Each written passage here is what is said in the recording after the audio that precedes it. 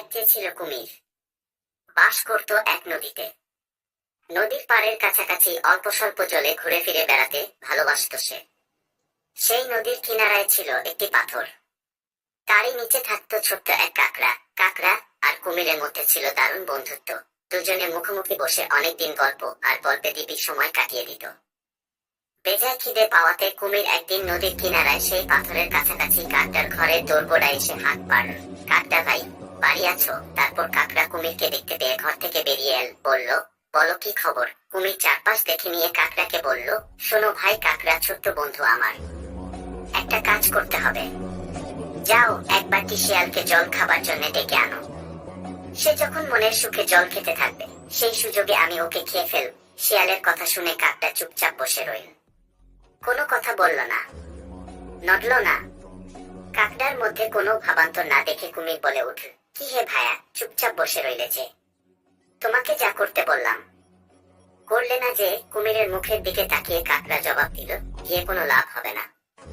আমি বললেও শিয়াল জল খেতে আসবে না।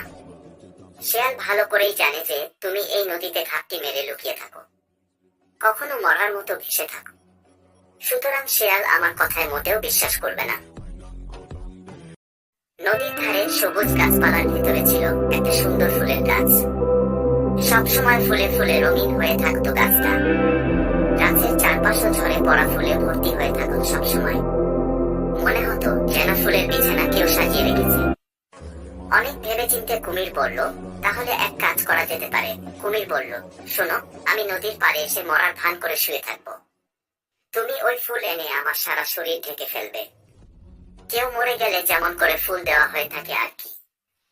আমার এমন দশা দেখতে পেলে শিয়াল পরম নিশ্চিন্তে ঠিকই জল খেতে আসবে। পরিকল্পনাটা কাকটারও মনে ধরল।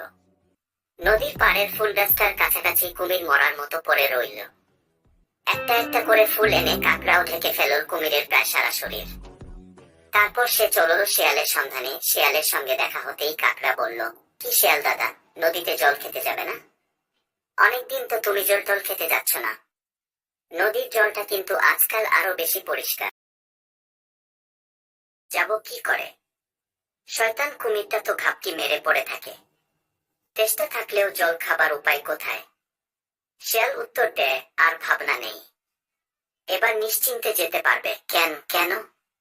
শিয়াল জানতে চেষ্টা করে। কাকটা এবার জবাব দেয়, ও আপদ বিদায় হয়েছে।